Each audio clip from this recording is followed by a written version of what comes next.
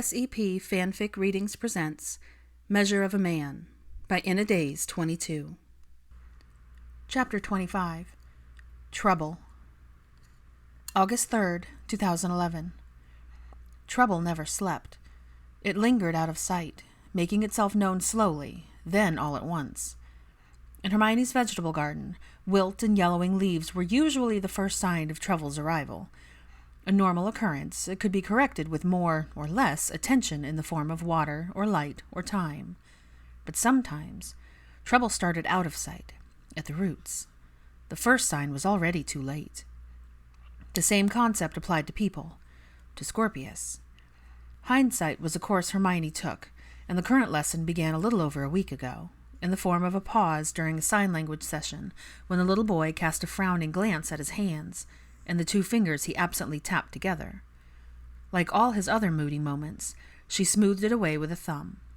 A small smile had been offered in return, but it hadn't reached his eyes. Not uncommon, but now Hermione knew the look's name. Trouble. Days passed and more signs appeared. Scattered concentration, distant looks, swelling frustration. A haunting sadness settled over Scorpius like a mist, visible yet uncatchable. It dimmed the light in his eyes, depleted his energy, and made him cling to anything. The cactus, her, Draco, even Catherine. And 4 days ago, when Hermione found him hiding under the covers in her guest room while he was supposed to be in lessons, she joined him, accepting the reality that trouble was here to stay until they figured out the route. Like any gardener would, Hermione cultivated the rough patches and paid close attention, looking for any signs of spreading.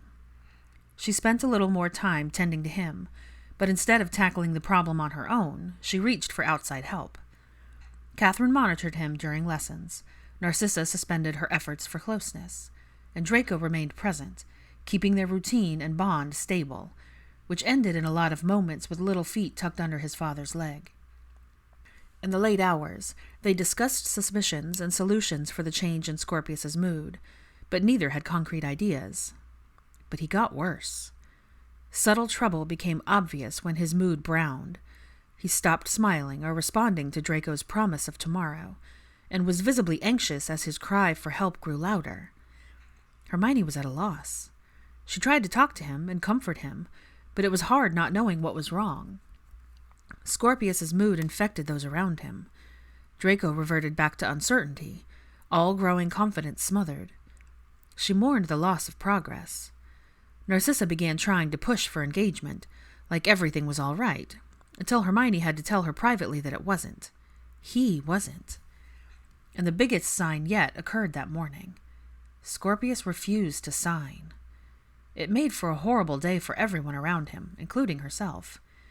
Goldstein had notified her that he was finished working on her wards the day before, and Hermione was fully cleared to return home. But how could she now? Hermione wrestled with the decision all day, but she found her answer when Scorpius took to the outdoors in his pajamas, ignoring Catherine's call for bedtime. She and Draco had plans as part of their... well, Hermione still had no name for something they had only done twice before due to the chaos occurring at the ministry. Both evenings were nice, even if it colored their worries for his son. Instead of a stroll across Albert Bridge for a night view and conversation, they watched Scorpius lie on the grass in the middle of the garden, his chest rising and falling slowly as he inhaled and exhaled. A silent exchange rescheduled their plans. Hermione could feel emotions thicken in her chest at the reality of him struggling like this, but the quiet stress bleeding from his father stopped hers from cresting. Draco was every bit a strategist, methodical rather than intuitive. He had no solution to a problem he had no experience of handling, and she knew he was even more helpless without the proper tools. But she had them. Sometimes when I feel nervous or scared, when everything feels too big and I'm worried, I look to the sky and breathe. But clouds covered the stars tonight, even Polaris. The waxing crescent occasionally parted to allow some light to fall.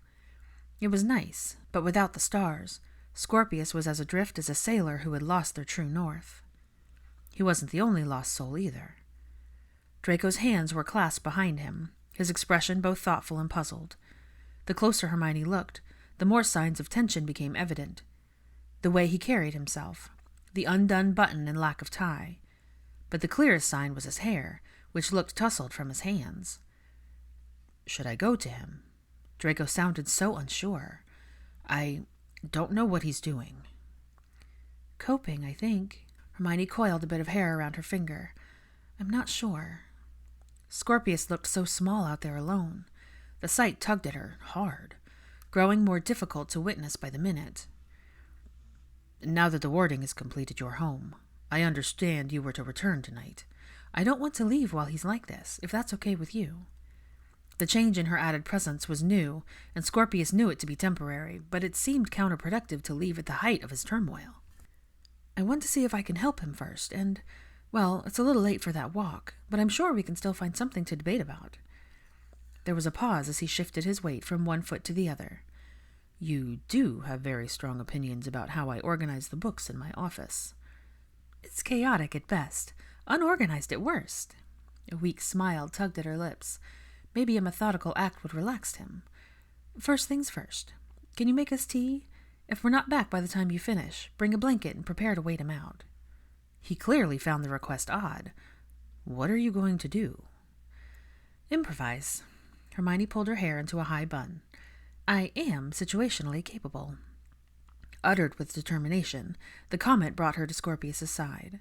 Hermione laid next to him in the grass, feeling it tickle her exposed skin as she joined his search of the sky. It was dark, and the breeze was gentle, albeit intermittent, carrying with it the ominous scent of rain. But it wouldn't storm, not tonight at least. How can I help?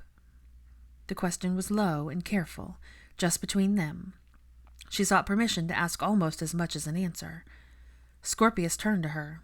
Akin to a physical blow, it struck her that in so little time, what started as a spot of trouble had browned so badly. I may not know what you're feeling right now, but I do know something is bothering you. She noticed his intense focus on her. And that's okay. We're all just worried about you. Stress flickered across his frowning face. He lifted his hands to sign, but pulled them close to his chest, clearly torn, hurt by something invisible that kept him clam up. The ache in her chest worsened. It's okay if you can't tell us. We worry because we care, but I won't make you sign to me. It's always your choice, when you're ready.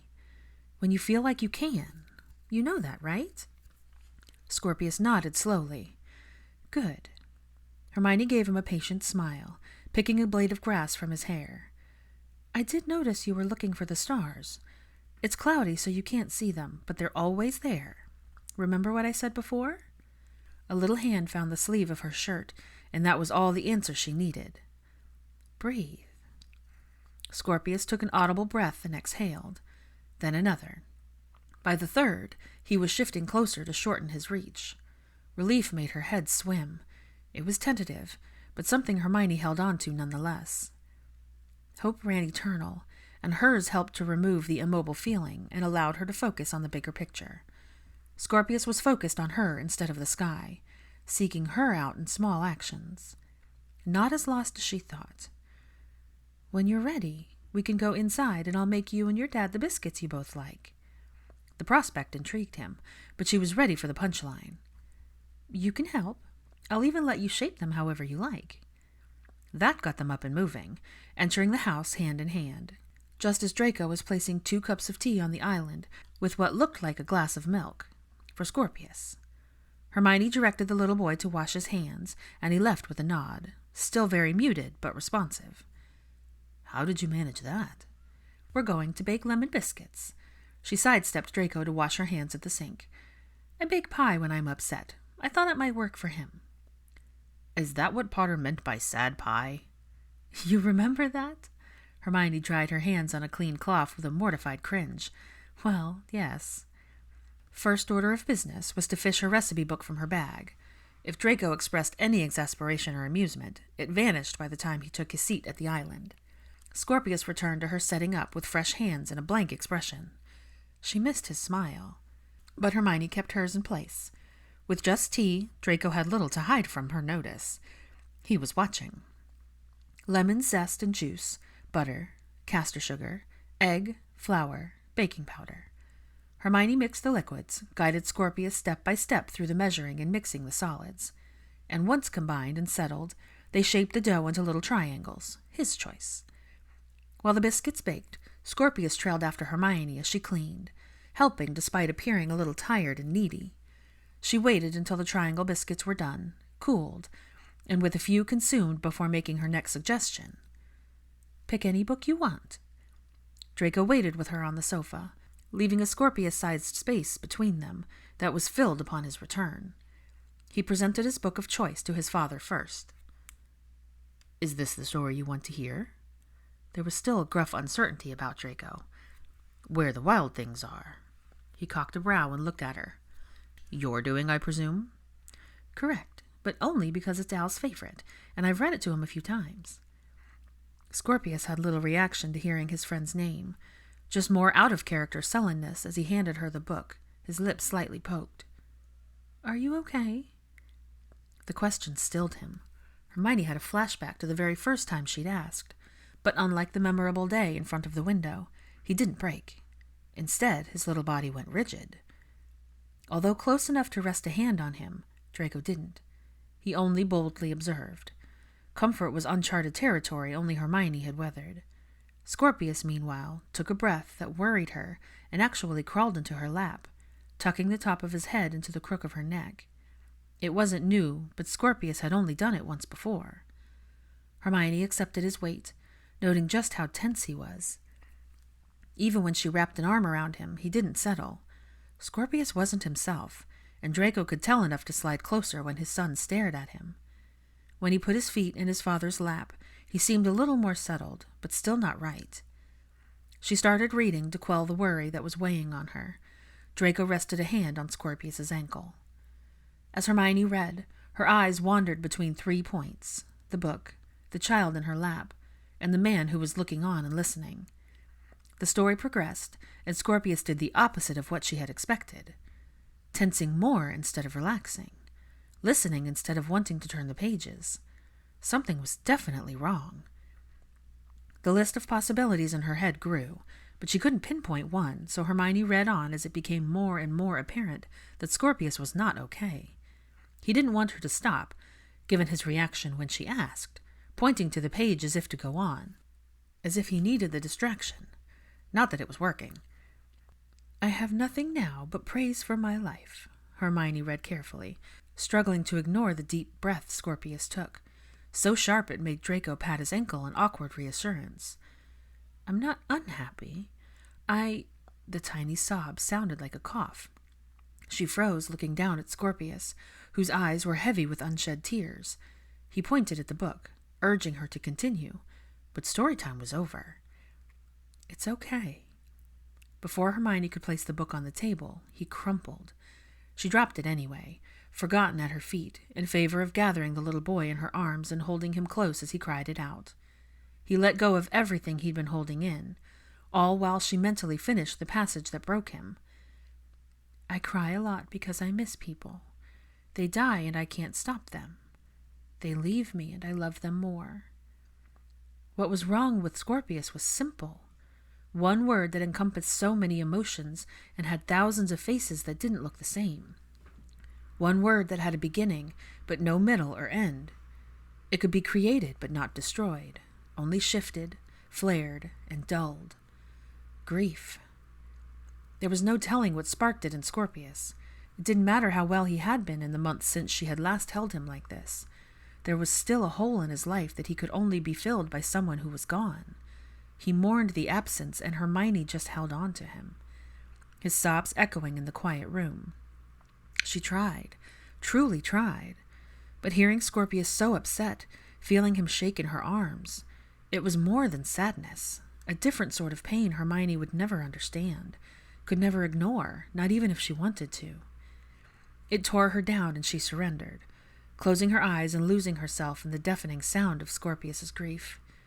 And though she felt tears stinging her own eyes, Hermione did her best to comfort him, even when her heart was being squeezed too tight. She felt a familiar helplessness, one that wanted to take it away, but she couldn't. And more than that, she felt overwhelmed by the true depth of sadness that he opened up before her. Unmoored. Alone. But she wasn't. How long before she remembered Draco's presence, Hermione had no idea. She opened her eyes, and there he was, moved to his knees in front of her, looking carefully blank, torn. And strangely enough, knowing she wasn't the only one who had lost themselves to Scorpius's misery calmed her and helped her focus. Scorpius also noticed his dad. His face was still red, wet, and miserable, but he rested his head under her chin. "It's okay to be sad, love." Scorpius took another shuddering breath as Hermione wiped his tears with her thumbs. A fruitless attempt as more fell to replace them. "You don't have to keep it in." It happened slowly, then in a rush that left Draco rooted to the spot, staring at his son, who had unexpectedly reached for him, seeking a connection that brought them face to face, eye to eye. This was it. Draco's chance to build on the foundation he'd only just created. A chance to be more than a figure. A chance to be the person Scorpius sought for comfort. And he took it. Not with an overt gesture, no, he wasn't the sort, but with quiet acceptance. It was hard to tell if Draco drew him forward or Scorpius leaned into his embrace, but one second they were staring at each other, and the next Draco was hugging him, holding him in a way that was as unsteady as their bond, but it held true as the little boy gripped his dad's shirt, fully scrambling out of her arms and into his. Time passed as it always did, with Draco staring at the top of his son's head, his face a blend of emotions. Hermione allowed him the privacy to feel without her analysis. Scorpius spent it with his head over his father's heart, holding on tightly as if anxious about being let go. There was nothing to worry about. Draco wasn't letting go. Instead of more tears, Scorpius calmed, breathing in the comforting presence he'd needed all along. His father. Draco slowly moved from the floor back to the sofa, looking bewildered and overwhelmed, but there was also something content about him now, settled. Hermione excused herself to give father and son space, but Draco's hand on her knee kept her in place, his request for her presence echoing in her head. As she acquiesced the only way she knew how.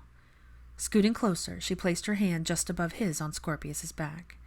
His breathing was slow, deep, and even though his head was turned away, Hermione could tell he was awake by the way he kept adjusting his grip on Draco's shirt. "Do you have anything of hers he can look at?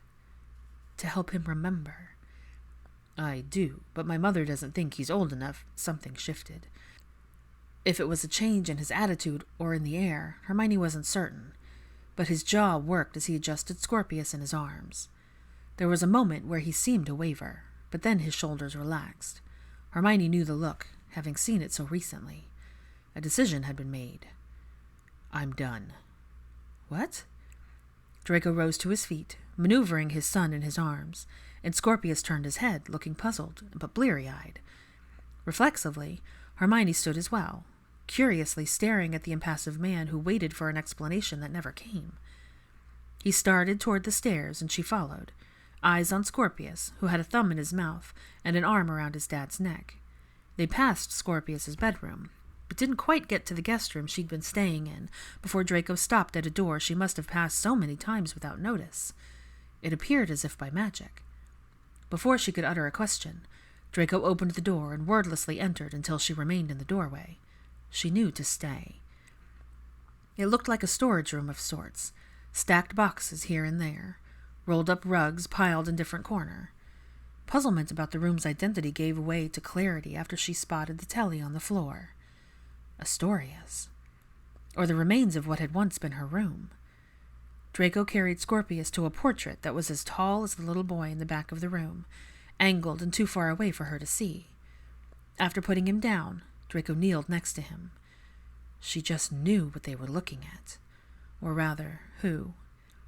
Scorpius reached out, and Hermione looked away with a shock of understanding.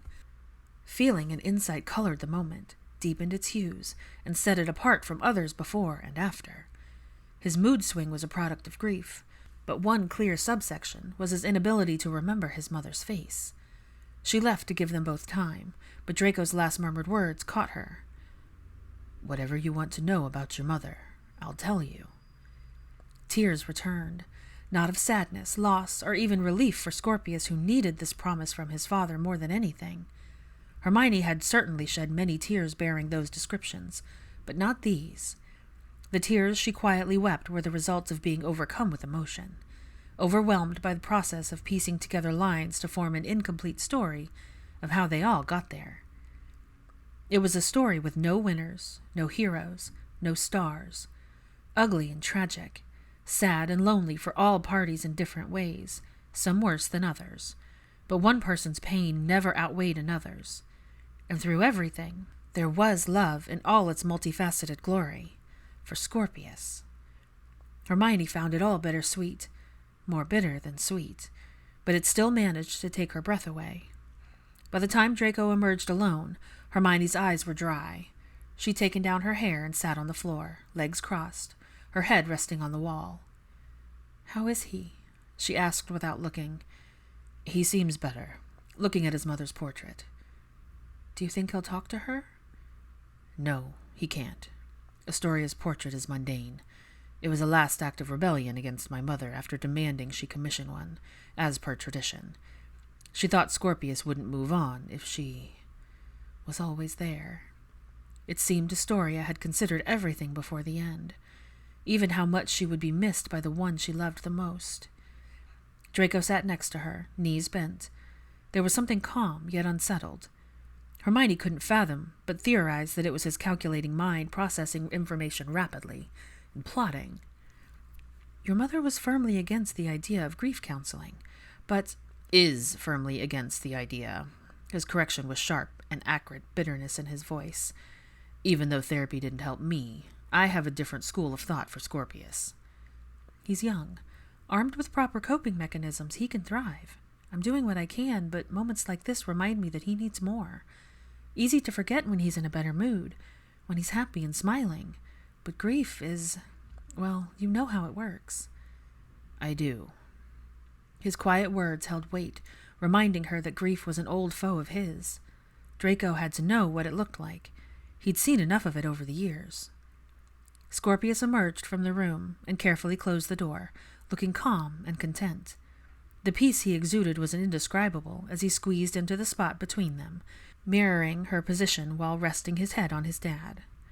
"Better?" He raised his fist and answered, "Yes." August 5th, 2011. The key to having difficult conversations was approaching the topic with a well-thought-out goal and being prepared for an array of reactions. Timing was important as well, which was why Hermione considered calling off the entire discussion after noting Narcissa's mood at breakfast in the form of a snippy comment to the retreating form of Sax. She and Draco exchanged a look over the top of Scorpius's head. Yes, there were signs of trouble, but not enough for them to reschedule. Scorpius stared at his grandmother, not breaking eye contact, even when offering his father a forkful of eggs. Scorpius had no problem sharing, but Draco had opted for tea in place of breakfast. Clearly his son didn't approve of the decision. Still, he didn't refuse the offering. Hermione quietly insisted Scorpius finish his smoothie as she began planning for lunch. He would be hungry. When Scorpius finished, he completed his routine of bowing politely to his grandmother before approaching Hermione, who accepted a warm hug. Things were returning to normal after a week of turmoil. She was glad for it and felt better about returning home. Before Scorpius could present himself to his dad, Draco cleared his throat and excused himself from the table. Tossing a bewildered look at him, her confusion quickly morphed into surprise. Draco extended a hand to his son. He wanted to walk him to lessons. "Ready?" Scorpius nodded and left her side, approaching Draco and slowly slipping his hand into his father's larger one, peering up at him with the shy adoration only a 5-year-old could manage. As soon as they were gone, Hermione shook the smile off her face and picked up her wand. Time to get to work. "Before you ask, I feel quite fine this morning." That's good to hear, but Hermione didn't get a chance to further engage her in polite conversation until Draco's return, as per their plan. Narcissa rested back on her chair. Her posture was as crisp as her periwinkle robes, but the older witch was staring at her with stony scrutiny. "I am aware that you and Draco intend to speak with me about adopting a muggle practice into my current care plan." Hermione was floored, but quickly regained her footing. She shouldn't have been surprised. Narcissa didn't get where she was without keen observational skills. And when the opportunity arose, she already had the words arranged and didn't mince them one bit. What would have been overwhelming to most was not to Hermione. She was prepared. "I have nothing to say on the matter to my son or you, Miss Granger." "Healthy and strong communication is key to your care, which means we need to talk about this." Hermione placed her hands in her lap. Patience was the theme of the day, and given the subject of their conversation, she already knew she'd need every bit of it she could muster. "I would appreciate it if you would listen to what we have to say, and I promise we will do the same. But first, you should finish your breakfast." Narcissa did, but at her own pace, just like everything else. There was something lurking in the quiet glances and the slight tremor she tried to hide. A current of unease colored her demeanor. It kept Hermione on guard, but she was better versed than ever in the language of Narcissa Malfoy, and understood her little tics. The very obvious cues indicated Narcissa wanted to speak. To her. Directly. Draco hadn't returned, which was likely why she seized the chance by placing her fork on the plate of her half-eaten food, and leveling Hermione with another one of her looks that could cut through steel. "I may be sick, but I am not blind." Narcissa tapped a fingernail, much like Draco did when he was restless. She had a feeling it meant something else to his mother, but she held her breath regardless, mind racing at the prospect of a conversation she was not yet ready to have. "I know you are the reason Draco has been increasingly persistent about everything." Hermione waited with bated breath, but when there was no mention of their shift to something, she exhaled in relief, making certain not to show it. "I hardly think I can persuade him to do anything he doesn't already want to do." "Perhaps not." There was a distant quality to Narcissa's voice. "You have been filling his head up for months with ideas that go against our culture. Not only is it not your place, but you don't understand the concept of—" "It's not, nor will it ever be my place to dictate the relationship between a father and his son." Hermione held her ground for what was shaping up to be quite the dressing down. "You're trying to evade, and I won't let you. I'm not the person you want to argue with. He happens to be upstairs and will return soon. I refuse to speak of and for Draco in any hypotheticals to make assumptions without him present." "Draco, is it?" Narcissa looked vaguely surprised. "That is an interesting change." "We aren't here to discuss that. I only want to talk to you about a treatment option we have both thoroughly researched, one that you continue to resist without explanation. And both of you should respect my wishes. Or you could actually explain your wishes to me in detail. I'm more than willing to listen." Hermione sat back in her own seat, mirroring her patient's stance. "When I became your healer, you wanted time, yet you rejected the most effective treatment plan. This leads me to believe that either you haven't been honest about what you want, or it's changed. I want to understand. Maybe—" "I don't owe you anything." "Perhaps not." "Perhaps not." The sharp knife of Draco's voice cut through the building tension, making them both turn their heads. He stood in the archway, filling the space, with his burning glare focused on his mother. "But you do owe me." Hermione watched as he approached with confident steps. She had a hard time looking away, but she managed, turning back to Narcissa as she assessed her son with a critical scrutiny. His blank expression transformed into one of patience when he sat at the head of the table, waiting. For the right moment or words, Hermione didn't know. She caught his eye momentarily and looked down at her empty plate, but not before Draco rested his elbows on the arms of the chair, linking his fingers together in a clear invitation to begin. So Hermione did just that. "I'd rather not argue needlessly, Narcissa, so I propose an open dialogue. As we've discussed many times—" "I'd rather not." "We've established this, Mother," Draco said with a careful crispness, as though the words were edged and he had to be careful extracting each one. "I have theories about your reasons, but you're the only one who can explain." A perfectly reasonable statement. It was the most she'd heard him talk to his mother in months, outside of arguments. Her internal wince was instinctual, even though it never made it to her outward expression. Research shows that potions, in addition to Muggle medicines and therapy, both occupational and physical, would be the most effective course of treatment. There is time to begin and make additions. I have a list of excellent therapists in the area, and a squib doctor willing to start you on. You've wasted your time with this research. Draco said nothing, but appeared to be a close call. Why? Hermione took the lead. Narcissa, the only way to effectively communicate is to actually communicate. I've been stating my case with you for the last few months, as has Draco. Now it's time for you to state yours. Narcissa looked like she'd rather chew on sawdust. I don't trust muggles. That I won't deny.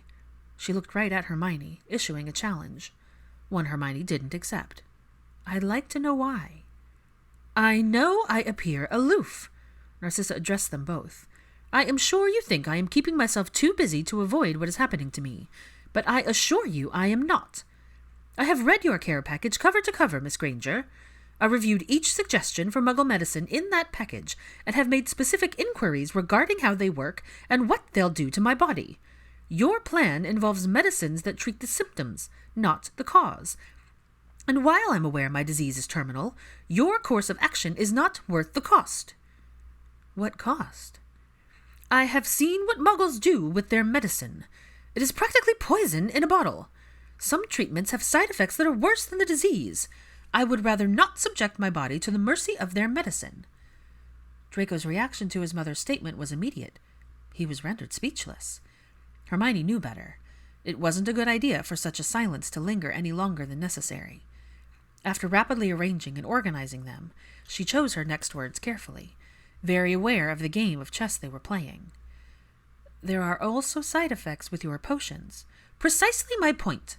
I have side effects for my current potions regime, yet now you want me to suffer through more to take some Muggle medicine that still will not cure me. No, I refuse. I am dying. Narcissa pursed her lips, an expression that spoke volumes about how difficult it was to utter the words out loud. Narcissa shut her eyes for a moment, steadying herself. I have no control over that, but I do have the ability to preserve my dignity and autonomy for as long as possible. This is my decision to make. I understand. I do. As painful as it was. But why not therapy? Occupational and physical therapy are used in conjunction with other treatments and have the potential to significantly improve your quality of life. My knowledge was limited when I first started, as you know. I'm not a professional in those areas. But I have done copious amounts of research into the matter. They have tried and tested methods for your condition. And it's not just for you. It's for Draco as well. Wait, what? The wizard at the head of the table looked extremely confused. I wasn't made aware of this. Of course it's for you as well. Hermione looked at him. She has a palliative care team, yes, but you need to know too. Draco blinked and she let him process her statement, returning to Narcissa. Occupational therapy, at the very least, will help figure out a common language of care. As for Draco, it's purely for his education. They can evaluate your home better and make suggestions that will benefit you as your disease progresses. Furthermore, while I believe what we've accomplished through gardening does help, they can pay better attention to your strengths and weaknesses both now and in the future. During her speech, Narcissa grew visibly irritated. Not nearly as bad as Draco, but close. I don't think you understand how difficult this process has been on me. Her bitterness was clear and understandable. Expected even. It was normal to feel shock, sadness, anger, and helplessness. Coping with dying was conceptual in nature, a multifaceted process that challenged everyone and everything, even Hermione. No, I don't. Hermione's gaze stayed steady on the vulnerable woman sitting across from her. I won't understand until it's my turn. There is so much you keep to yourself that no one can even begin to try and understand. But you hired me to provide the best care. Medication aside, and if your plans for Muggle therapies are ineffective, what then? We keep trying. No! Hermione started to speak, but hesitated upon seeing Draco, who was looking at his mother with such incredulousness that it stole her breath. Narcissa didn't notice. Her focus and attention remained on Hermione. What you're saying is that due to additional side effects, you're not willing to take the best option. Not a question, but a statement. Narcissa looked at her son, bold as ever. That is exactly what I am saying, Draco. Hermione knew in that second the discussion was about to catch fire in the worst way. The tension was suffocating, taut. Silence grew like flames she couldn't put out. There was a furious glint in his gray eyes that couldn't be ignored. She knew that look. Draco was about to snap and lay waste to the conversation. Today it was more than him spoiling for a fight. This was a long time coming. Hermione considered stopping him, seizing the reins, but she didn't. Instead, she watched him remove and fold his glasses, placing them on the table. Draco was firmly in control of himself, that much was clear, but there was something potent, not quite anger, but definitely not apathy, rolling off of him in building waves, getting stronger and stronger by the second. It was far more overwhelming than the discontent still flowing freely from Narcissa. Why make him keep something inside that so clearly wanted out?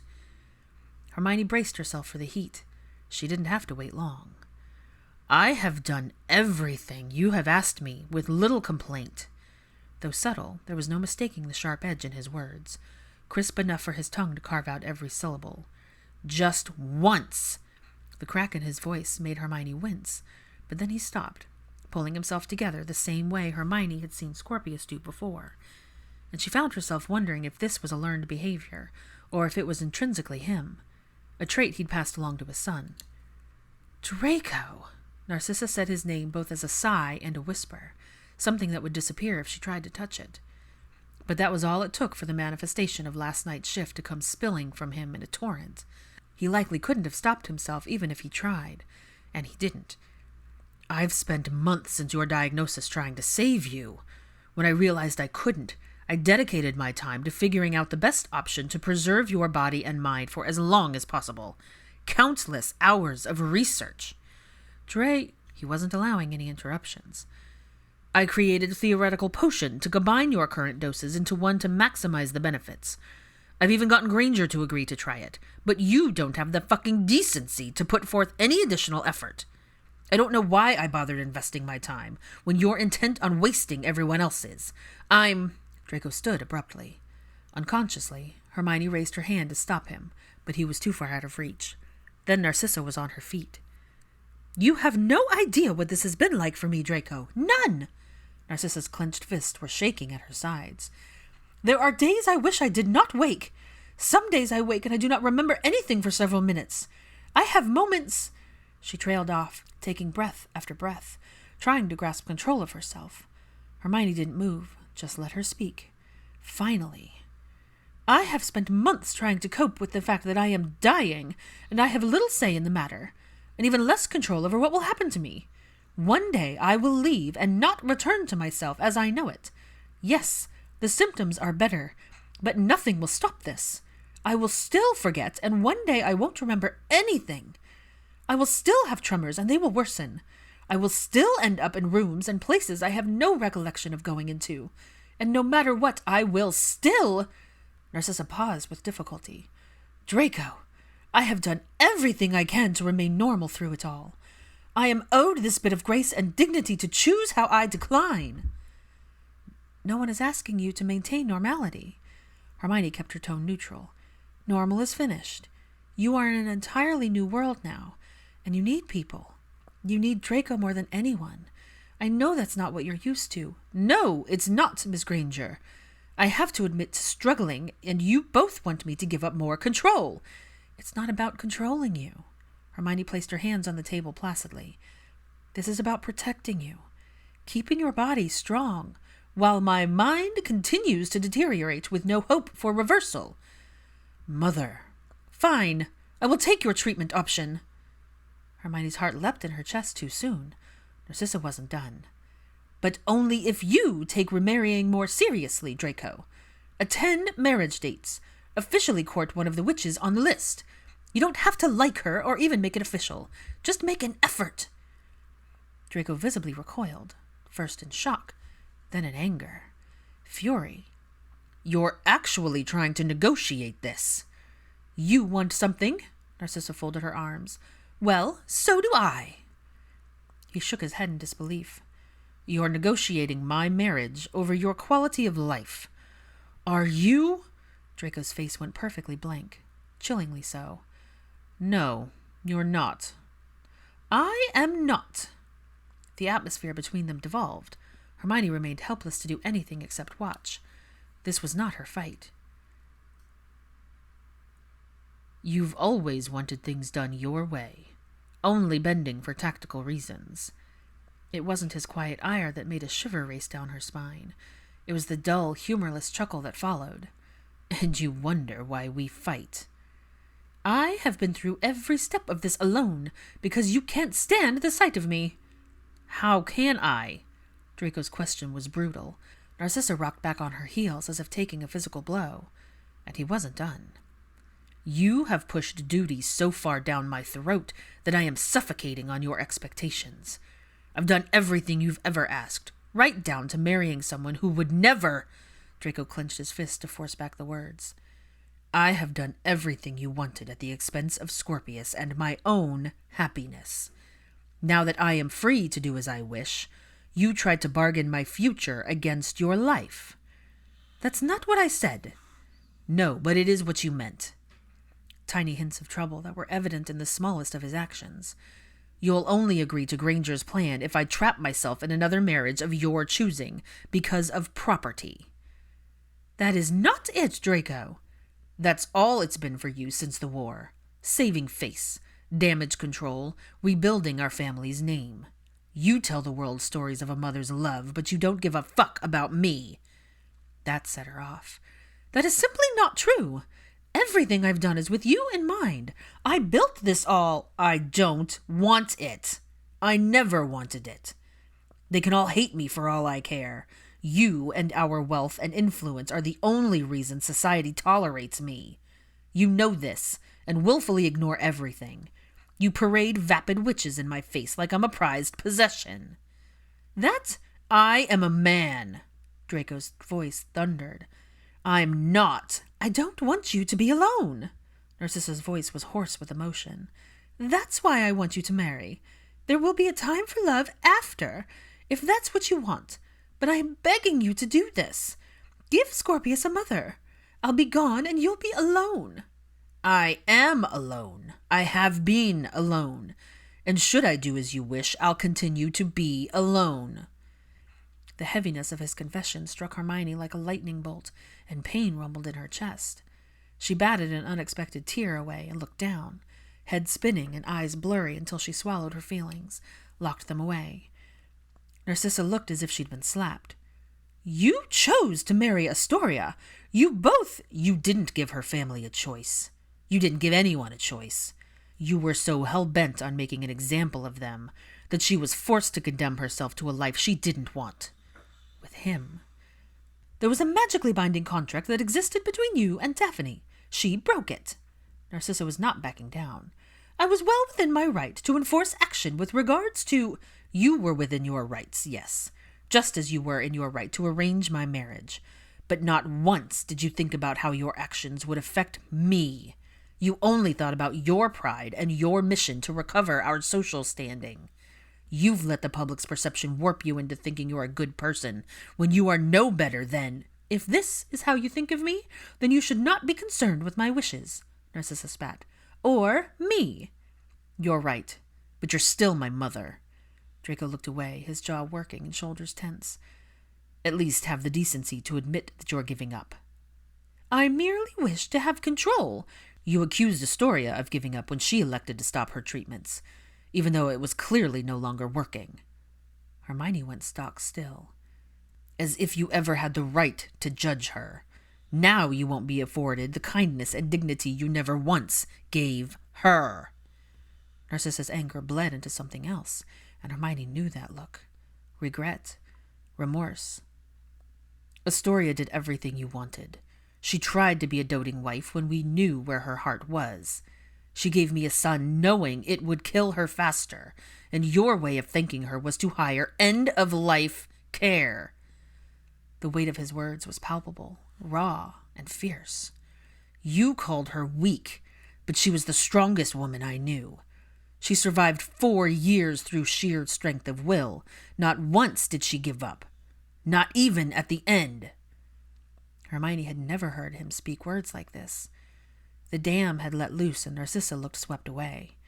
Draco, You disrespected her in life and continue to do so in death with Scorpius. I have my faults in this. I should have done more and been present."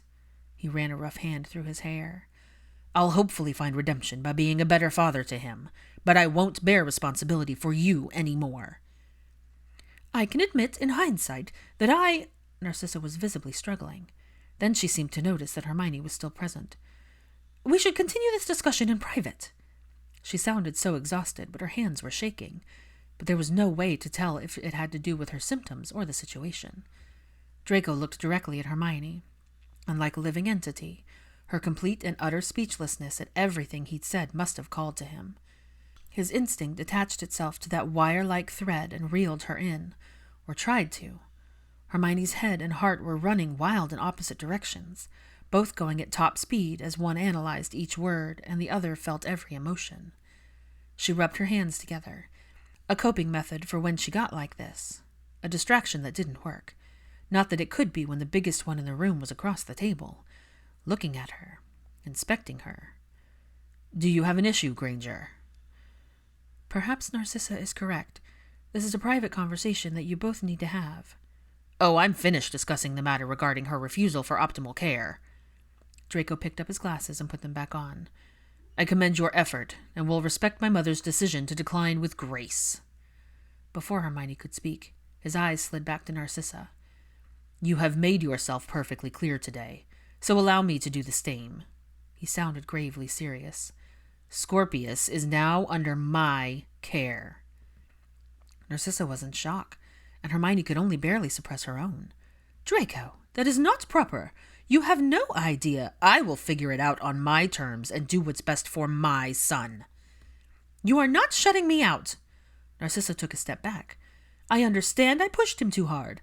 Miss Granger made that clear on several occasions, but I have made adjustments. Just because I will not comply, you are breaking from tradition and taking—" "This has nothing to do with tradition." Draco shook his head. "This is purely about rearranging my priorities in the order they should have been all along, with the top being the one person my wife loved more than her own life. Scorpius." "I'm making peace." The look he gave Hermione took her breath away. "I am atoning." And then he left. Narcissa's heartbreak was loud and clear, but remained unexpressed, hidden under the mask she wore. She smoothed down her robes, and when Hermione pulled herself together enough to stand, Narcissa held up a hand to stop her from saying anything. "I am fine." Narcissa didn't sound convincing. "This is just another one of Draco's tantrums. He will see reason. I'm perfectly fine. But she wasn't. A lone tear ran down her cheek, and more soon followed. For a long second, Hermione and Dean just stared at each other. His eyes went from her to the overnight bag slung over her shoulder, and then to the sleeping child in her arms. Scorpius's weight made tolerable by a featherlight charm. Meanwhile, Hermione took in the sight of him wearing a colorful swaddle as he cradled a sleeping Halia close to his chest. They completed the cycle 3 times before he gestured her to come in. "This is an unexpected development." Dean was obviously trying to keep his voice down so they didn't disturb the sleeping children. "What?" "I'm sorry." He ran a hand over his face. "I'm just used to Catherine bringing him." I offered. Draco wasn't back yet, and Catherine had been yawning all afternoon, the signs of a long day and even longer week. "I'll just put him in the guest room." "Come on, I'll show you." They both froze when Halia moved in the swaddle, making a small noise before settling again. Dean exhaled. She just stopped fussing. "Did the potion I found work for her colic?" Hermione followed Dean through the house and up the stairs to the first bedroom on the left. "It did. She's not a great sleeper naturally." Dean's smile was evident in his voice, too interested in the world to miss 1 second of it. The guest room was simple, but it was clear Scorpius was the only visitor they had. There was a bookshelf that was his height, and a few toys sitting on top of what looked like a toy box. After placing his bag on the dresser, Hermione waited for Dean to pull the covers back before she laid him down and tucked him in. She sat on the edge of the bed until he settled. Dean excused himself to put Halia to bed as well, and Hermione was still looking around from the doorway when he returned. "Is he settled in?" "Yes," she gestured to the toys. "Does he play with those?" Not really, but he's beginning to pay more attention. Still prefers books or helps Daphne around the house or with Halia. He also draws with Albus and watches the telly with me. Hermione couldn't disguise her surprise. I know, but he likes football, and I explained it to him. Dean chuckled with a shrug. He's keen on it. I've shown him other sports, too. Cricket, rugby, tennis. We listened to a Quidditch match on the wireless during his last visit, but I don't think he understands it without seeing it. I mentioned it to Malfoy, but he didn't say anything, which means he's considering it. Her quirking smile was reflexive. Of course he was. Dean caught it, but said nothing outside of a suspicious tilt of his head. Daphne's in her office if you want to say hello. Hermione did, and started to when she noticed Dean looking around. What are you looking for? We adopted a cat last month, and Cheddar is usually antisocial, but he likes... Dean was interrupted by a black cat strolling past him into the room before hopping on the bed and purring as it curled up at Scorpius's side. Hermione smiled at the sight, and only when Dean cleared his throat did she look at him. He was giving her a curious expression that bordered on playful. What? Nothing at all. She rolled her eyes at the chuckling man, who gave her a wave and went into the other room. The walk to Daphne's office was quick, but she stuttered to a halt in the doorway when she spotted Pansy sitting on the desk, looking mildly intrigued by the large box Daphne pointed her wand at. Did you get Halia down easily? Daphne asked without looking. He did? Hermione watched them both turn, smiles growing when they spotted her in the doorway. Scorpius is also asleep. You brought him over. I did. Draco wasn't back yet, and Catherine was exhausted, poor dear. The two exchanged looks that might as well have been words. Pansy's eyebrows rose.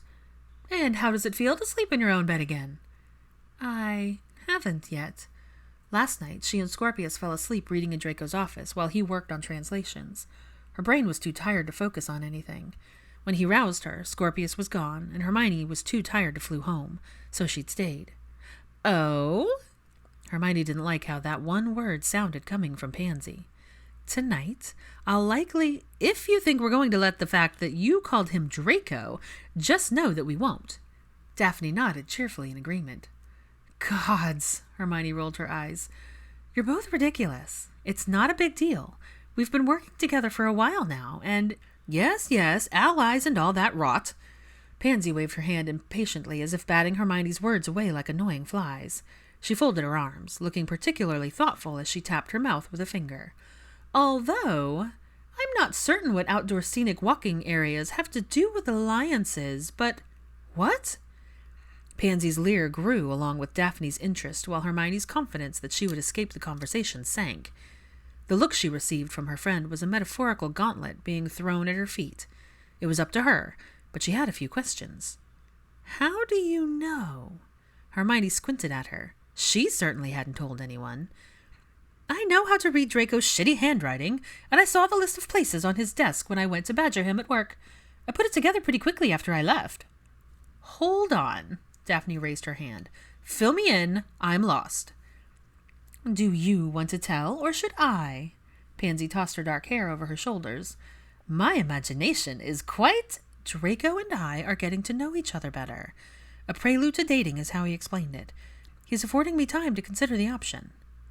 Wait! A visibly shocked Pansy held up both hands. Is he courting you? Daphne blinked so many times she must have been in some sort of trance. Unofficially? The two just gawked at her, their faces morphing from one expression to the next as they processed the shock of her words. We're not telling anyone, so if you could keep this to yourselves, I know it might be a surprise, maybe to you, Daphne barked out a laugh. I've had my suspicions. Shite, I owe Ginny 10 galleons, Pansy smirked. But she doesn't know, so I'll keep my money. I'm going to ignore the fact that you're all betting on us.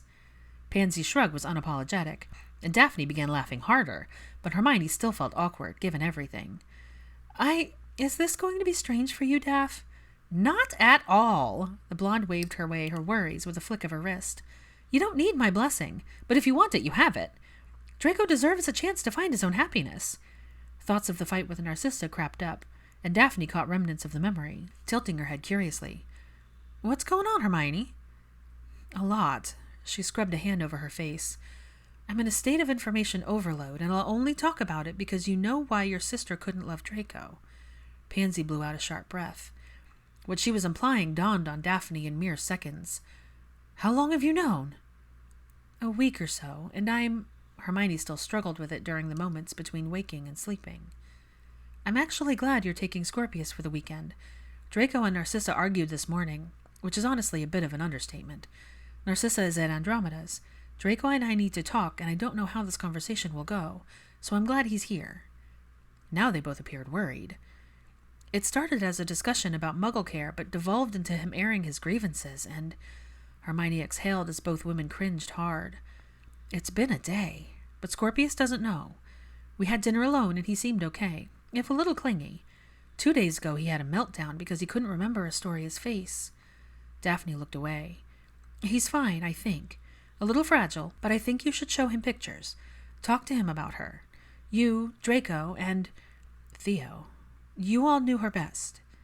Pansy laid a hand on the witch's shoulder while she nodded solemnly. Hermione checked her watch. "I should go."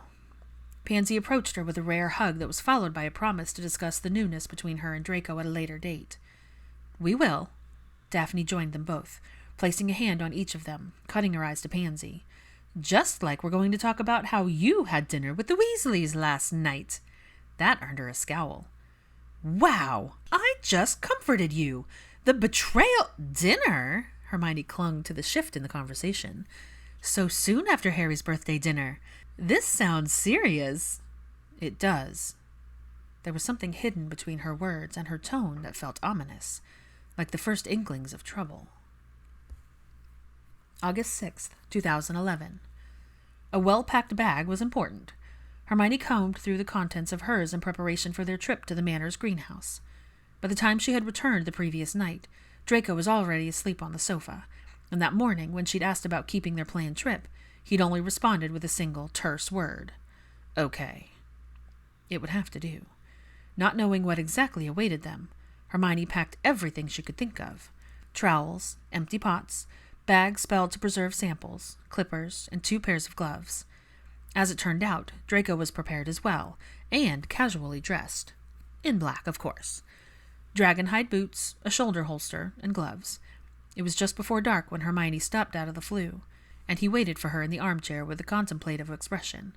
If she had to guess, he'd probably been sitting there quite a while. Draco took one look at her and rose to his feet. "If you're ready, we didn't get a chance to talk last night, and I know you and your mother have a lot to sort out, which isn't my place, but—" Hermione wrung her hands, feeling strange as she stood in front of him. Still, she met his stare. "Well, I just wanted to say that should you decide not to help any longer, once I have the plans, I can continue alone." Several heartbeats of silence passed. "For all the arguing to get you to—" He glanced away, a short breath escaping him. "Never mind." But Hermione understood what he was trying to say. "Your mother is my patient, and as such, I am duty-bound by oath to provide the best care. My personal feelings, while I'm still trying to process them, aren't involved in this decision. And this," she gestured between them, "won't impact my work at all. You were right before. We can't force her to do what we feel is right. I spent the day shifting my plans towards maintaining her quality of life, and I still believe this potion will help." Draco said nothing for a long time, eyes firmly elsewhere, even as his gloved hand found hers. The feeling of puzzled bewilderment momentarily scattered her thoughts before they reformed. He looked tired, a bit brittle, not that he would confess as much. Hermione considered abandoning the trip, but knew he would see right through the act. Still, she did what she could in the moment, and held his hand in comfort, an act of solidarity despite the unspoken concern for his mother. "I know this is difficult." "It's inevitable." Draco let go of her hand to retrieve his wand from the table, tucking it into his holster. Firm, yet even, his face was blank, save for a whisper of emotion. "This is nothing new." Not even a year had passed since his last brush with mortality. Something painful swept across his face before he pulled it closer, tighter, then suffocated it out of existence. "I'll walk this path with you." Draco's jaw clenched. "Because it's your job." "It is." The urge to say more was suppressed by her purposeful step into his space, ignoring the dismissiveness rolling off of him in pursuit of something more. The truth in touch and beneath words. Draco didn't retreat, but it looked like he might. Still, Hermione pressed, encouraged by the scrape of leather across her wrists. "You're not as alone as you think you are." It was not the first time she'd uttered those words. Much like the last time, heat set her chest ablaze, and the warmth of the flames reached her face. Draco swallowed, his Adam's apple bobbing thick in his throat. It might have been her imagination, but the way he looked at her right then felt like being grabbed tightly, with no room to move. But then his gaze skirted over her head to the darkening skies beyond the window. "We should go." That was a good idea. How are we getting there?" Hermione folded her arms across her chest, taking a step back to catch her breath. "The Ministry has the entire area warded off." "The area around the manor is warded, but not the entire property. I thought we would apparate close to the greenhouse and walk the rest of the way." Draco offered an arm, and she accepted with only the faintest argument. They landed in the clearing outside of the forest. The dying sun was still in the sky, blocked mostly by the trees, though they couldn't shield her from seeing the distant, magical dome containing the flames from the burning manor. Hermione looked back for a glimpse, but Draco never did, only walked towards the forest edge. "Follow me." Hermione did, ducking under branches and stepping over old, hollow tree trunks. As they moved deeper, the trees thickened, and their surroundings grew darker, pretentious. They took out their wands for light.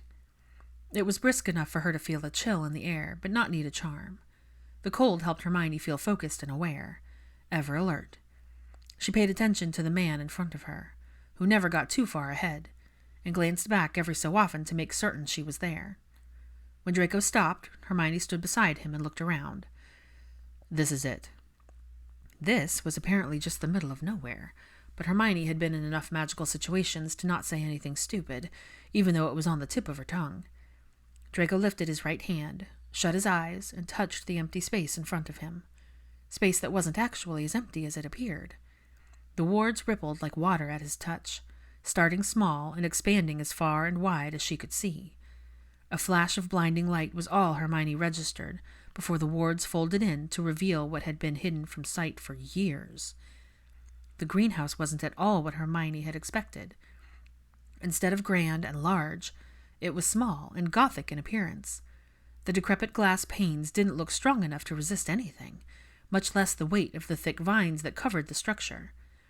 Draco used his wand to cut a path through the high grass to the door, which pulsed gold, and only stopped when he took off one glove and placed his bare hand on the distressed wood. The old magic's admission came in the form of a gust of wind. Hermione breathed in the remnants, momentarily dazed from the hum of magic in the air. Draco glanced over his shoulder as the double doors opened. "Are you going to stand there all night?" Shaking it off, Hermione huffed and followed him in, but halted just inside the doorway. Draco waved his wand to turn every light on as the doors magically closed. Not that she noticed, too busy taking it all in. Devoid of people, just them, but full of life. Much larger than hers on the inside. The vines, she quickly learned, weren't just on the outer part of the structure. They had climbed out of the earth and grew up the walls to the glass ceiling. The warmth was comforting, but the air smelled old, stale, and damp. It felt like a piece of earth lost to time itself. Dust told the story of neglect, and Hermione listened, disturbed nothing while she absorbed everything. She slowly walked around, giving the space the respect it deserved. Time passed, and she gave it no thought. Hermione's eyes were everywhere as she inspected every plant, hanging and potted. She touched the trunk of each old tree, and ran her fingers along the leaves of the bushes. Dim light gave it a haunted feel that would stay with her long after she left. Protected by magic, everything thrived when all else would have perished. Beautiful in the way old, sacred things usually were. "Comments?" Hermione startled at the voice behind her, turning to Draco, who, in that moment, was trying to read her like a manual. Not for the first time, she stared back, more and more appreciative of the aesthetics provided by the vision of him, clad in stark black amongst a sea of greenery. Hermione allowed her eyes to take another turn about the room before returning to the man still watching her. "It's beautiful." 1 beat passed, 2, 10, 20. "Take what you need." Draco excused himself with a nod. Retrieving her gloves, she moved to take a closer look at the pots on the tables. Some names she knew well, Others were rarities she had only been able to find through Blaze and Daphne, albeit already dried and processed. And a few Hermione didn't recognize at all. She opened her beaded bag and picked up one pot. I've heard of this. Brugmansia arborea, angel's trumpet, medicinal but extinct in the wild. Everything here is either extremely rare or extinct.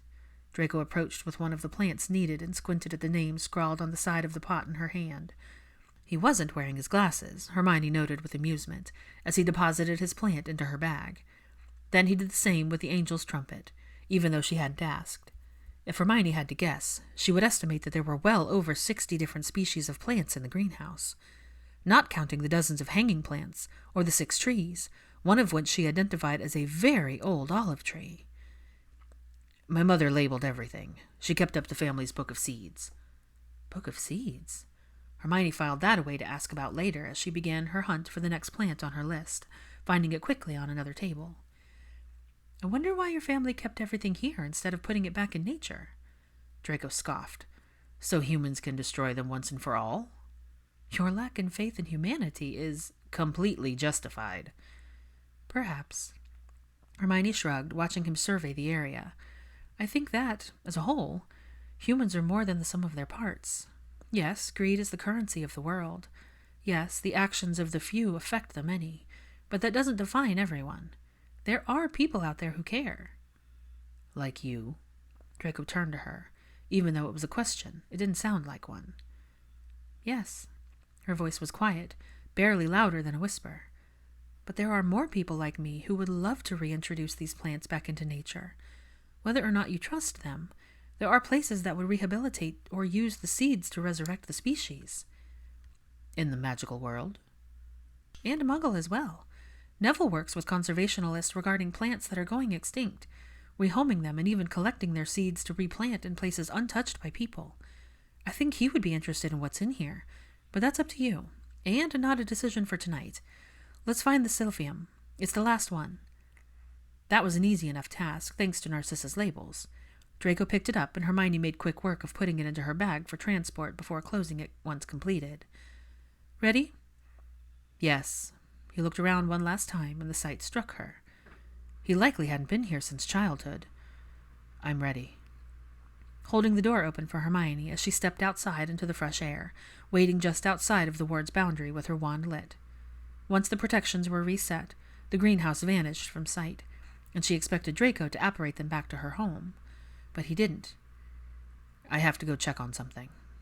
There was a glint of steel resolved in his gray eyes.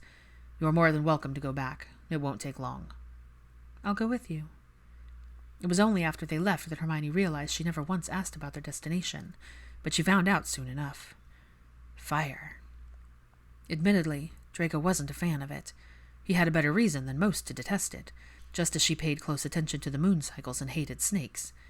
Yet there they were, standing outside the wrought iron gates of Malfoy Manor, consumed by flames licking against the faint shimmer of the stasis wards. The fires could neither spread nor diminish. It reminded her of a snow globe, only twisted with ash and flames. Everyone knew about the never-ending fire, but never once had Hermione felt compelled to visit. When Hermione first heard about it, she considered it a fitting end to a home that haunted her thoughts when she allowed it to. But now she wasn't sure how she felt. There was something about fire that both repelled and drew people in, so when Draco unconsciously reached for the wards, Hermione grabbed his wrist and brought it back to the space between them. Unless you want to trigger the entire DMLE to rush here, you shouldn't. His glare was sharp. I happen to be an employee. True, but you have no business or reason to be here tonight. They'll suspect you of something. I am always suspected of something or other. Hermione shifted under the weight of his uncomfortable truth. Why did you come here with me? He glanced at his burning past. I didn't know where we were going. Would you have made the same decision had you known? Does it matter? The question lingered. I suppose it doesn't. I don't have a lot of good memories associated with this place, Hermione admitted quietly. Draco was silent for a few long moments. I used to. This was once his home, his legacy, where he had been born, where he grew up, and now he was forced to watch it burn. His family history was tainted by the same thing that polluted parts of everyone's lives: darkness, war, death, reality. Hermione wondered if he was also tainted by the inherited guilt. While she stared boldly at the burning manor and took in the roar of flames, Draco seemed to only sneak quick glances before looking away. This was hard for him, but here he was. The war between nostalgia and indifference played out on his face, something simultaneously vulnerable and hardened. Hermione's empathy rose like a flickering flame. "Take as long as you need." But Draco stepped back and walked on. Hermione quickly fell into step beside him on the stone path that was nearly overrun by wild grass. No way of telling who reached first, but their hands threaded together without a word. While his focus remained ahead, hers drifted to the burning structure they circumvented with no named destination in sight. The ward stopped the spread, but it didn't stop the sound, and Hermione was amazed by how loud the fire was in the stillness surrounding them. It crackled and whistled and popped. There seemed to be a guttural roar, almost as if every part of the manor was exploding over and over again. It was disturbing and haunting because everything inside, while destroyed, was also frozen. In time, in space, in memory. Their destination became clear as they moved down the path: the rose garden. At first sight, with the dim, floating lights and the reflection from the fire, the area gave off an ominous glow. The Malfoy Gardens looked less like a place where life had once thrived, and more like a graveyard. When they stood in front of the gate, looking up at the iron beams covered in roses that had taken over, Hermione's perspective shifted. No, it wasn't death. Only life. So much of it. It was just chaotic, covered with unhindered growth and overrun with weeds. One might call it a lost cause, but Hermione, who never believed in such a thing, found it poetic. What was once neat and tamed was now wild and free. Terrifying, but no less beautiful. When Draco asked if she wanted to go in, Hermione accepted the offer, not at all surprised that he remained outside, casting a few spells around the garden's edge. She figured he was checking to see if anyone had been in the area recently, but couldn't be certain. It was hard to make out his mumbled words. Hermione left him to it, looking around. The more she saw on her walk around, the less she wanted to disturb the peace the plants found in the backdrop of chaos. On her way out, a rosebush caught her eye, and before Hermione could talk herself out of it, she took a cutting. It wasn't something she normally did, but she'd watched Neville do it once. With no books, the tasks proved more difficult than expected.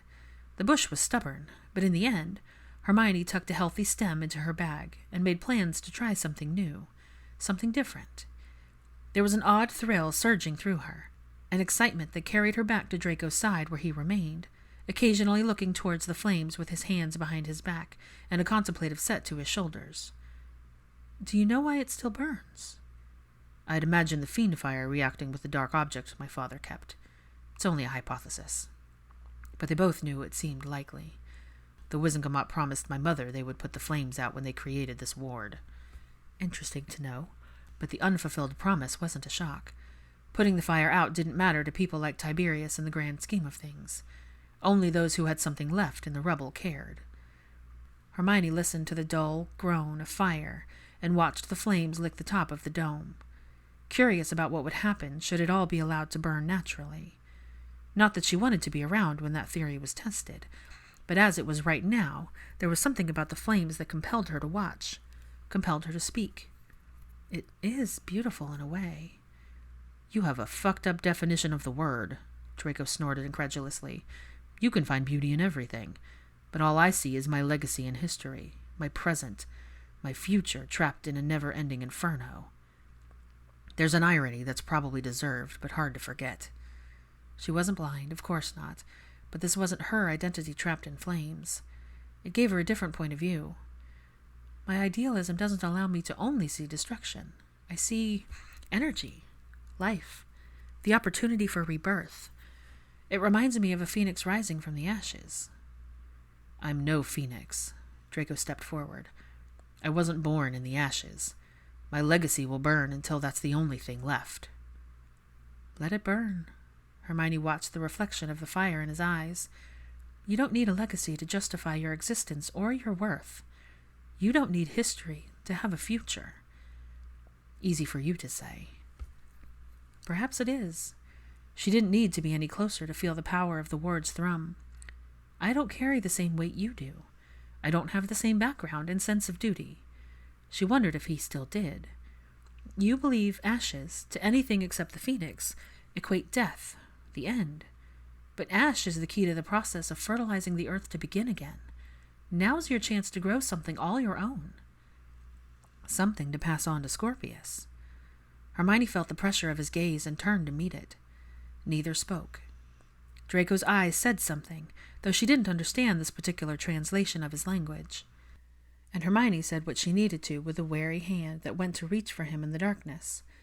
But she hesitated, falling just short of the tips of his fingers as he returned them to his back in a move that made her wonder why he stood like that. It was a toss between not wanting to touch anything and making certain he didn't touch something. Draco didn't give her the chance to contemplate. He stepped forward to approach the edges of the wards. Hermione didn't know how long she quietly watched him stare down the roaring fire, never moving except to shift his weight. When he got his fill of the sight, when he came to whatever conclusion that allowed him to turn his back to the flames, they left. The process of setting the plants under protective charms was quicker than expected. Tomorrow she would need Neville to help her with the rosebush cutting. While she set up an appointment during his free time via the Magi-scheduler, Draco went to her brewing room to check the quality of the rest of the ingredients for the experimental potion. By the time he joined her in the kitchen, Hermione was sitting on the bar stool sipping Ogden's. Draco's eyebrow lifted. Nightcap? It's been a week, don't you think? His lack of response was as good as an agreement. She gestured to the second empty glass and bottle. You're more than welcome to join me. According to some saying, drinking with someone else was better than drinking alone, but drinking with Draco Malfoy was something else entirely. It wasn't the first time, but unlike before, they were drinking the same thing, and it was hard to tell how alcohol affected him. Ron got obnoxiously friendly. Pansy grew maudlin. Harry, when asked anything, regardless of the question, would smile brightly. Ginny did whatever she felt compelled to do, and Daphne laughed too loud. There were other tells with any one of her friends, but not Draco. His default expression never changed, not even after 2 hours and 4 drinks. Meanwhile, Hermione knew he could tell she was getting pissed. Draco even cocked his brow when she stubbornly poured herself a third glass, because no one could tell her what to do. She hadn't eaten since lunch, and the baked bread and butter she'd consumed upon realizing it did little to soak up the fire whiskey in her belly. There was a different level of inebriation with wine than liquor. The former left her quiet and pleased with everything, but the latter crept up at the most random times and made her chatty, embarrassingly so, and warm enough to always want to be outdoors, which is where they found themselves, on a large blanket in the middle of the pasture with her drinks. The world blurred at the edges. It was pleasant, not too cool or too warm, and a nice breeze balanced everything. The quarter moon was dim, and the darkness felt rich. The stars were visible and bright. Hermione took in the expanse of the sky while tracing Ursa Major. To her horror, she blurted out the first thing on her mind. I haven't looked at the sky in months. I don't care for it, really, except to figure out where Scorpius' growing interest. Perhaps I could. Never mind. But Hermione hadn't had enough fire whiskey for his intent to escape her notice. He would like it if you joined us, I think. He probably would. Draco was silent for the span of a heartbeat. Would you? Only then did Hermione detect the slur of his words, confirming she wasn't the only one whose honesty intensified after a few drinks. Self-consciousness bled away, leaving her pliant and relaxed. I wouldn't mind. Perhaps we could actually use the telescope in your garden. It was Astoria's. His statement was the equivalent of being shoved into a freezing lake. Neither of us were interested, but she wanted Scorpius to know about the stars, and she never got the chance to show him. But it seemed it happened anyway. Because of her. Oh, Hermione stumbled over her next words. I didn't... I wouldn't expect you to know. He bent his knees and sipped his drink. But I don't want to talk about it tonight. I'd rather enjoy this in peace. I find it shocking that you can find peace here. Or anywhere. Agreed, since you refuse to shut up. Draco cut his eyes to her, but there was a small smirk playing at the corner of his lips. It had no effect on her whatsoever. None at all. Hermione glanced off as a mouthful of Ogdens burned away the lie. It's not horrible out here. His confession slipped out with fluid ease. Looking at him in pure shock, she caught another sign of his intoxication. The bit of a flush on his face was highlighted by the moon. Ah, so you are pissed. No. No way you would admit any of that if you weren't. Hermione smothered a laugh. It's fine. Your secret is safe. She lifted her head to the sky again, crossing her legs when she put the drink down and leaning back on her hands. I don't see how you don't like watching the sky. It puts everything into perspective. At least for me. It's like some moments everything feels so overwhelming until I look up and realize I'm just myself. I'm just one person in this endless expanse, and I can only do and be so much. Yet you try to do everything. That's my nature. Your nature is a contradiction. Draco's voice rumbled in the quiet. They were close enough for their arms to brush against each other. In one breath, you say you can only do so much, but in the next you try to do everything. Aren't we all contradictions? Hermione knew all too well that Draco was most certainly one in his own right. Lately, I've realized it's an element of human nature. No matter how enlightened we think we are, there's always a battle between who we are and who we think we're supposed to be. The battle is the root of the dichotomy in our behavior. Who are you supposed to be?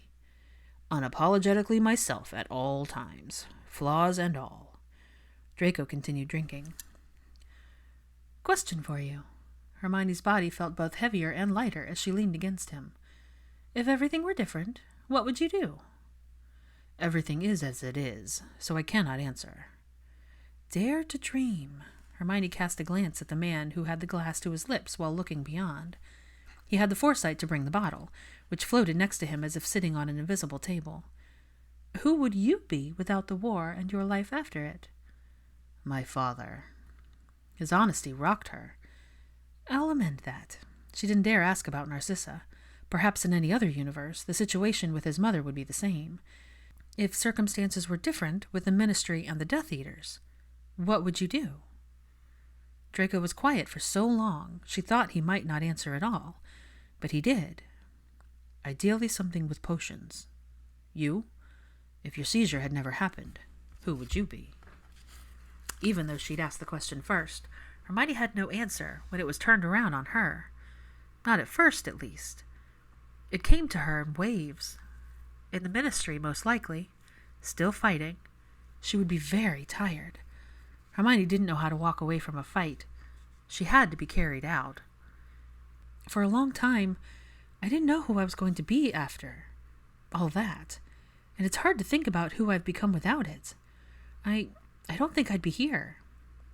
With you, Hermione finished in her head. Regrets?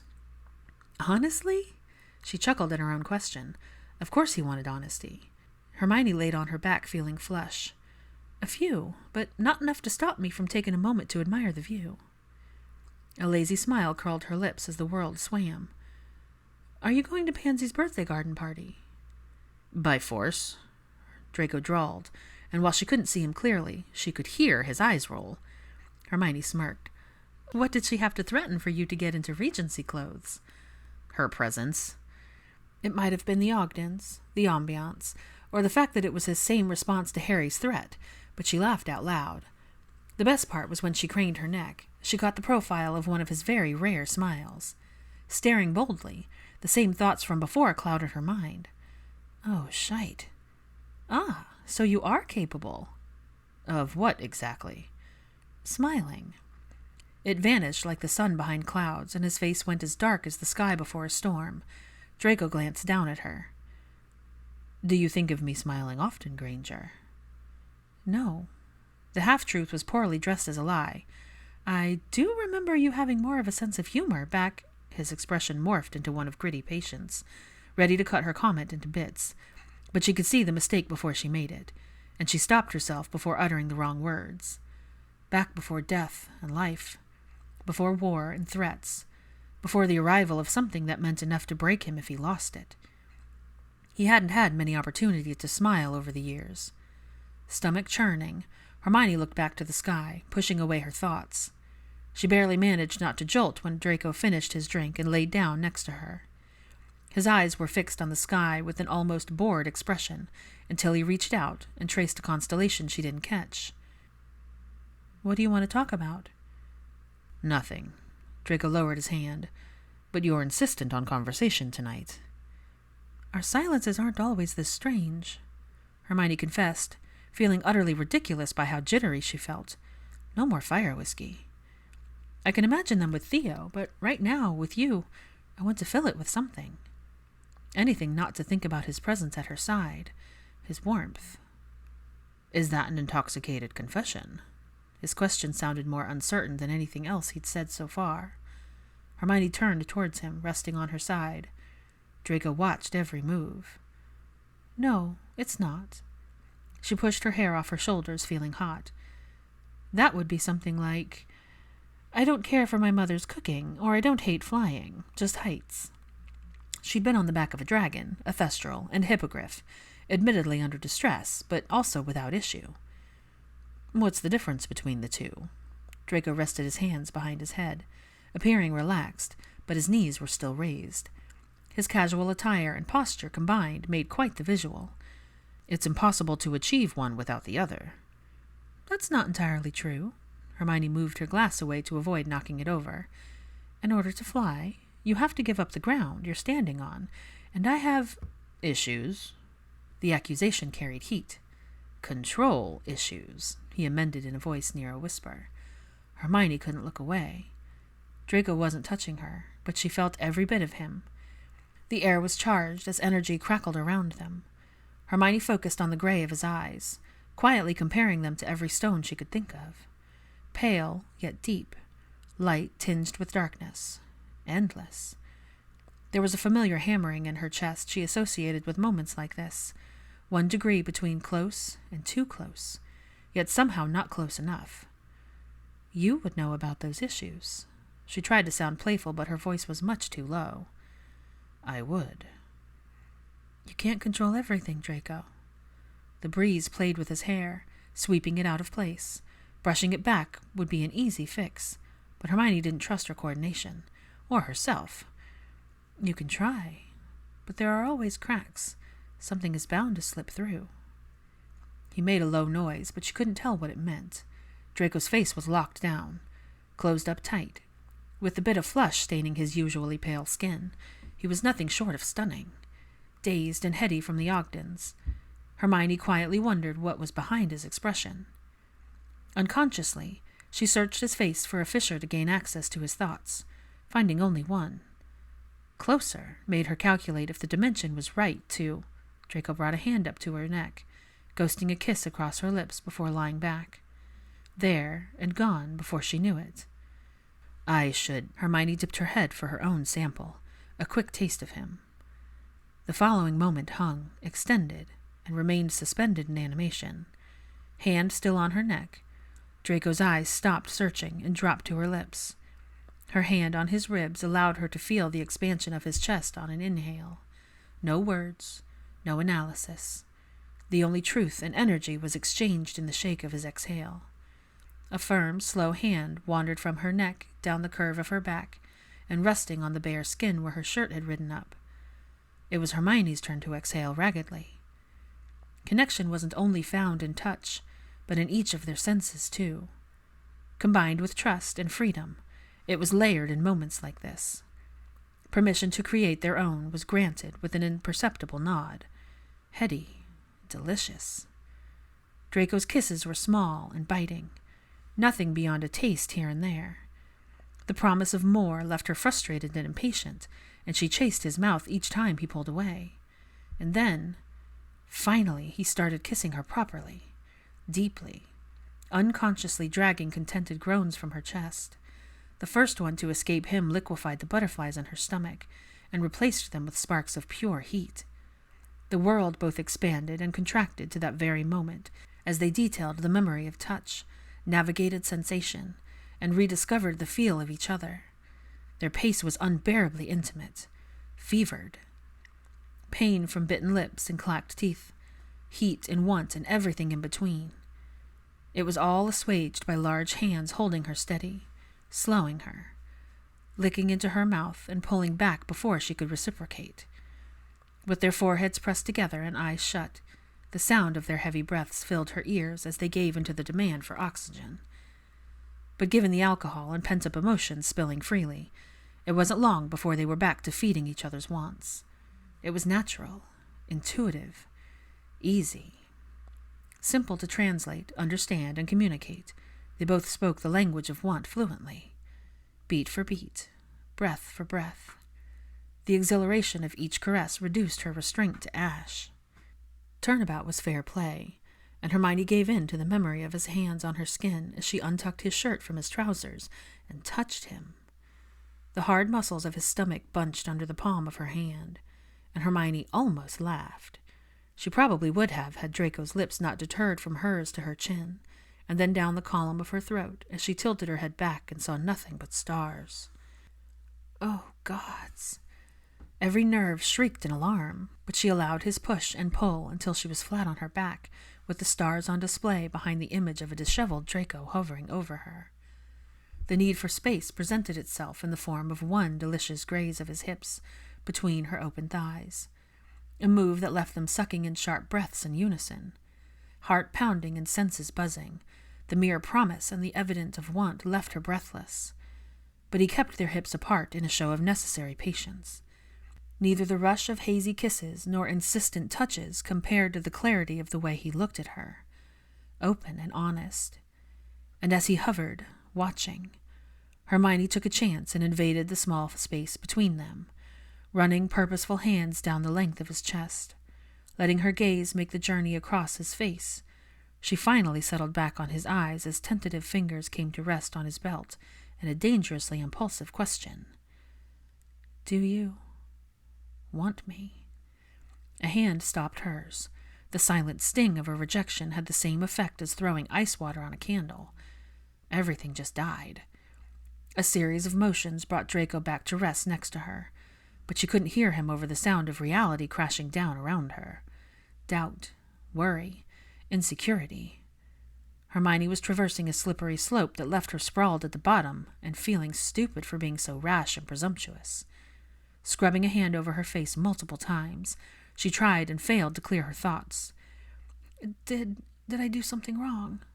She was mortified by the question, but had to ask. She refused to assume. "I just thought—" "No." Unable to find words that wouldn't come out slurred, Draco turned her head and kissed her deeply, giving her time to relax in the act, to soothe the stab of her fears. "I want this. Trust me." His lips were still touching hers when his murmured words made her shiver. But not like this. Too much fire whiskey, an empty pasture, a starry night. The perfect storm of choices they couldn't take back. It was a testament to his patience, respect, and commitment to give her time. "You're right." The truth did little to ease her disappointment. Her tone made Draco run a hand through his hair in visceral frustration, but Hermione pulled herself together enough to stay his hand and lace it with hers. "Let's just watch the sky," she whispered. It really was lovely out. The stars were endless, a vast display of wonder and intrigue. Hermione blinked, trying to take it in with her head resting in the crook of Draco's extended arm. The Ogdens crept up on them one last time, and her vision swam. She yawned twice while focusing on his breathing, relaxing further into... And then there was nothing. August 7th, 2011. When Hermione next opened her eyes, dawn was making its approach as light painted the horizon. The sky was empty, stars tucked away in the wake of a new day. She should have been cold, but she wasn't. Warmth kept the chill at bay. Still groggy, it took her a minute to register her surroundings. The arms around her, the legs twined in hers, the steady rise and fall of the chest beneath her cheek. Chancing a glance, she took her time committing the sight to memory. Draco was sleeping soundly next to her. Carefree, peaceful, everything he wasn't during waking hours. All Hermione could do was stare, her hand still on his chest. Heat rushed to her face when the memory of last night surfaced. She wasn't standing on the precipice between falling and flying. No, she was embedded in the tender stillness of something in between. Quiet and reflective, the depth of the moment slowly revealed itself to her. Less like a shock, in light of everything that had happened recently. It felt as natural as the slow progression of the sun as it climbed over the horizon. Slowly, then all at once. They slipped briskly into an intimacy from which they never recovered. F. Scott Fitzgerald.